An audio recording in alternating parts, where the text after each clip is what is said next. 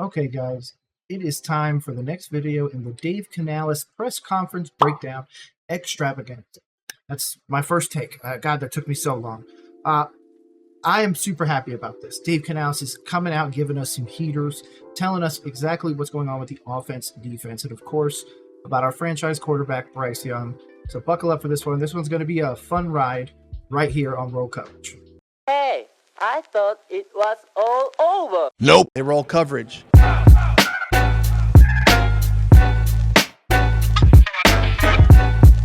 Great spirited day, right? First day of pads. Guys are getting after each other. You know, great teachable moments right there, right? We're towing the line. We're pushing each other. The physical nature of it. It gets heated sometimes, but it's just a great opportunity to teach them about what happens in the game. Be a great teammate. Pull our guys away. Don't give the opponent anything. We can't give them free yards. We got to keep our head about us. And again, just in general, we lose time. The play clock's running, all those things, so just really good, teachable moments right there as we start to get a little bit, pushy and shovey at the end of some plays there. Rashad Penny has decided to retire. It was a really cool opportunity for me to see. I know Rashad at his best, to see if we could get him to that kind of look. And he came up and he just felt like he wasn't himself, and I had to respect that, going forward, just for him to, I don't understand what that's like, to have a feel, to have a vision, and to wanting your body to do exactly what you tell it to do and just not responding the right way. So, he for sure I was glad to be a part of this process with him, just because I've known him for so long, and I wish Rashad the best. Let's see what else here. See Shaq, Taylor, we shut them down for a day just to kind of get a little recovery, and take care of their bodies, bounce back, see if we can get them back for our Clemson practice there. So, any questions? Dave gave you his normal, basically prepared speech, wanted to hit on a few points. Of course, the retirement of Penny makes it a bit sad, but the running back room is already full of talent right now. And of course, we have Brooks coming back in week 3 or 4, or at least that's the earliest he'll come back. So we've got plenty of talent. We've got plenty of dogs in that room. We don't need any more. Thank you, Penny, for everything that you were going to do and everything you did do for the Panthers. Thank you for working with Dave. And hey, man, I wish you the best. Maybe one day I'll have you as a guest on Roll Coverage to maybe talk about what that decision was like, because I would love to kind of understand what guys kind of go through. I can only imagine it's one of the toughest decisions you'll ever make. So don't take it lightly. And again, congratulations on the retirement. That last play, it was kind of hard to see. What happened? How did you end practice? What was that play? Yeah, we're going to have to go to the tape. So, we have our review screens right there, and it's kind of a wide shot. There could be a body part that got in at the end right there. Maybe not, but that definitely swings our drills. We keep score of all of our drills. Interceptions, turnovers, and touchdowns are all 6 points. Everything else is pretty much 1 point for the offense or defense. So could be a big swing right there. The guys know it and expect it, and they're already talking about it right there in the huddle at the end. So we'll have to go to the tape. Tell you about his decision. Was it right before practice or? It was after. It was in the afternoon. Yeah. It was yesterday afterwards, and we had a really nice talk. And so again, wish Rashad the best. Dave, there was a deal yesterday, I guess, with a drone over practice that got public. Were there any steps taken by the organization, and was that concerning to you at all at your first camp? You guys can ask Bruce about that afterwards. I wasn't aware of that, so maybe I should have my eyes kind of figuring out where these drones are, put some fake plays out there for him or something, but I don't know. Yeah.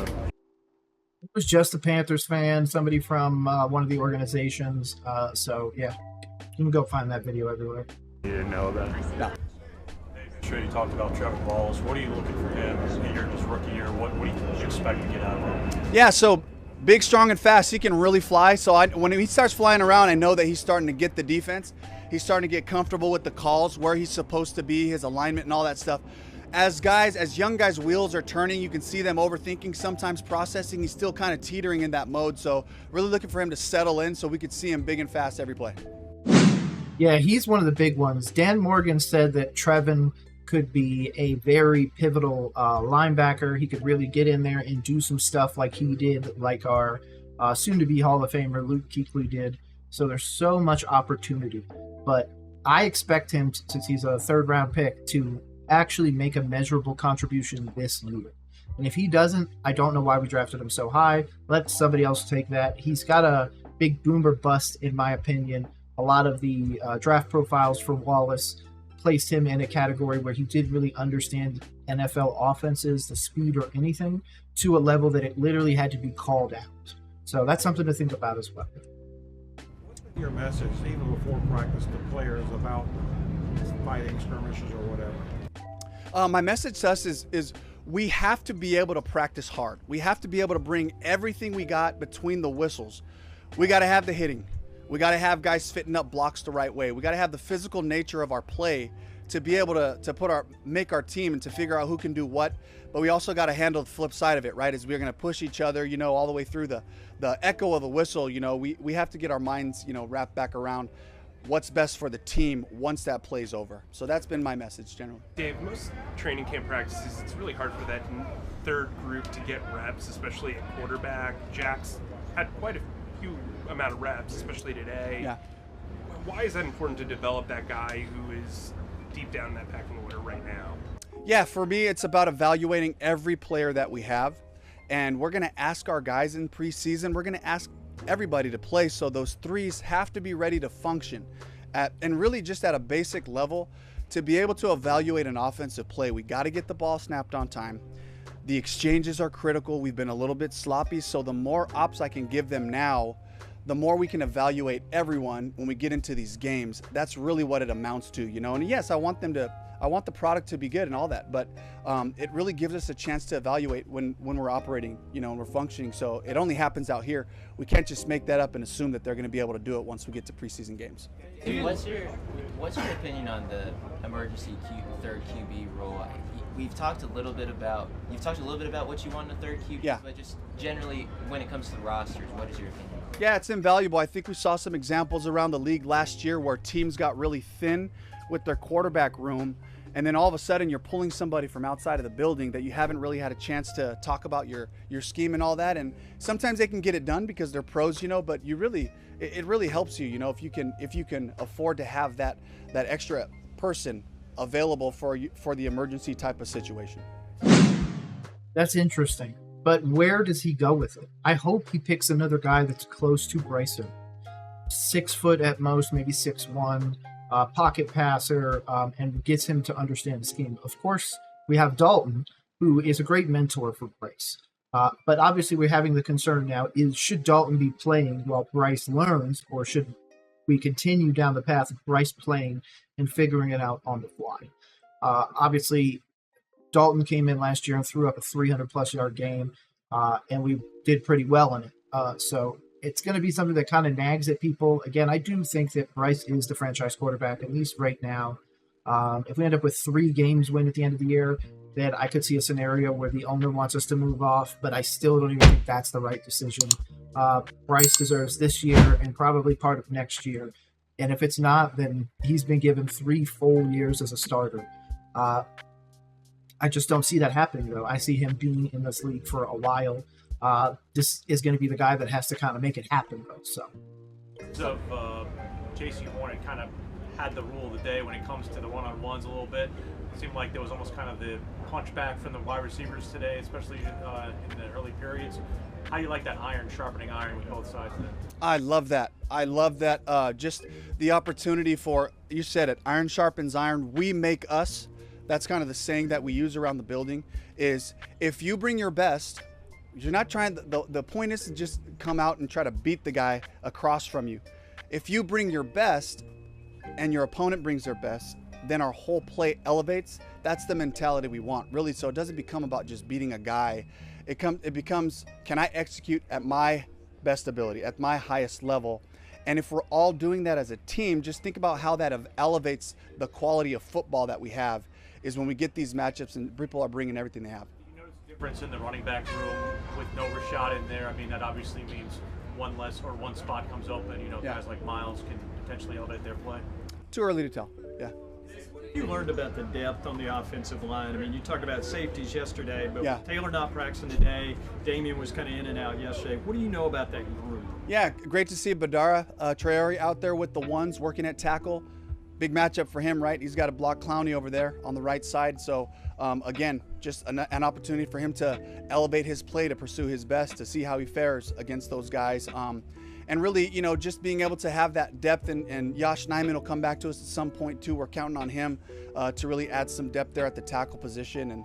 But I love, just talking about the interior. I love what I've seen from Chandler, from Cade Mays, from Brady Christensen right now so far in camp. I feel like it gives us a lot of versatility in there.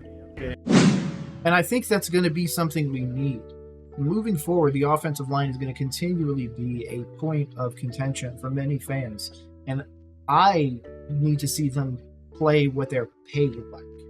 They're paid like top-tier guards and everything else. So I can't be in a scenario where they are bottom 15. They either need to elevate or this was a bad decision. I'm hoping that the line just kind of comes together. But as we've seen over the course of the last few practices, the offensive line has had a bunch of miscues. So I'm hoping that gets buttoned up between now and week 1. On David Davis. Yeah, so it's a injury, and I don't have any specific timeline on it, but it's an injury that it is going to take a couple of weeks. And so right now what we need is legs. We need people out there. So we signed another receiver to make sure that we can have the numbers in that room. Dave, with Josh, is that somebody that you hope to get back during camp, or do you think that might linger into the season? Hopefully during camp, so we're week to week just evaluating where he's at, coming off that reinforcement surgery. Dave, when you first met Bryce, I mean, he's coming off a season where he was, 2-14, almost just as many interceptions as touchdowns. It was a really tough season, obviously, offensively. What did you say to him, and was his confidence down, and did you have to get that up, and how is he now with all that? His message was great. He was like, think about all the lessons I learned this year. I talked to him about, you got 16 games under your belt moving forward here, so there's some carryover with some stuff, but it was just about looking forward. It's about just taking each step of the way, trusting the process, trusting the progression of how we teach our quarterbacks and how we teach our offense. And that's what he's really bought into, it's just like, just today matters. Be better than yesterday. And he was, and he continues to show that ability to just take the new information, take the little adjustments, and just incorporate it to his game. So, and he's got such a great demeanor about it. There's no panic with him. It's really just he's got a real true self-belief and confidence, and his self-talk about who he is and what he can do is so great. It's so strong. That's exactly how you need to be for this position. That's an interesting way to describe him, because there could be a scenario, again, a far-fetched scenario, but a scenario nonetheless, where Dave Canales is not the play caller next year, and Bryce, for the third time in 3 years, fourth time in 3 years, has a new play caller, has a new HC, the whole bit. Like, we could completely turn over this entire coaching staff next year, offensive and defensive, because of course Evero is going to be out there trying to get a bigger job. So I need Bryce to do things well in order for these guys to still be with the team long term. I need Bryce to do well to justify the picks like Brooks and Sanders. I need Bryce to succeed because I'm a Carolina Panthers fan, and that's right on his shoulders. So please, Dave, if there's anything you can do, you pray to God, get him some V. I don't care. We need to do something. Wasn't down when you met him at all, or not to me, it wasn't. Yeah. Today, the first day in pass, what jumped out about him today? Anything positive or negative? Really, that nothing changed from yesterday. You put the pads on, and he's still trying to throw on time. He had a couple of nice completions there. We got a little bit weird on a couple of snaps there at the end, one team period before the move the ball, so we'll be able to fix that part. But, it was just another step in the right direction.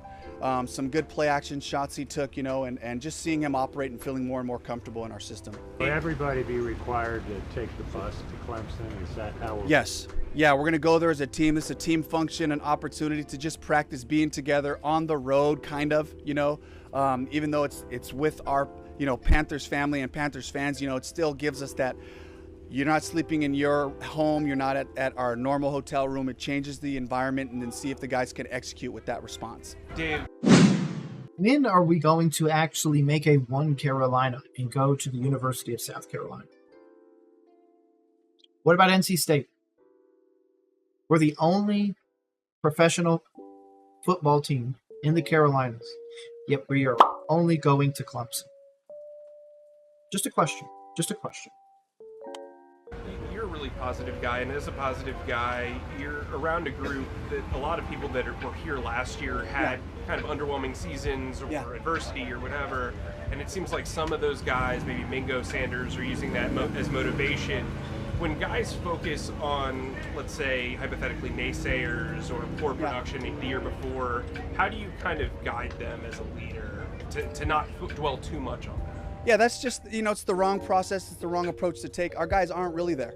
They're not really using that external, what happened in the past. It's what can we do today? What is the 2024 Panthers team going to look like? That's what we're after. And if I can keep guys focused, working towards how do we do today in practice? Okay, how do we do on the next one? We don't need to make any judgments about the past or the future. We don't need to make any statements about this season or anything like that. Can we just have a great practice? And that's the mentality that's powerful, because if you start using external motivation, well, what happens when that motivation's gone? Then where are you at? It's got to come from here. It's got to be about pursuing your best today.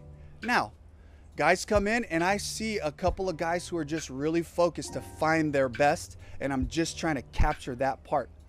Just try to ride the momentum of Miles Sanders coming into this camp with this great look on his face about what he's going to do this year. And it's just so cool to be able to use that momentum for the whole group. It's like, here's a guy that's getting after it every day. Can we all do that as a team? It's an interesting way to describe him, because he might get shocked, to be honest.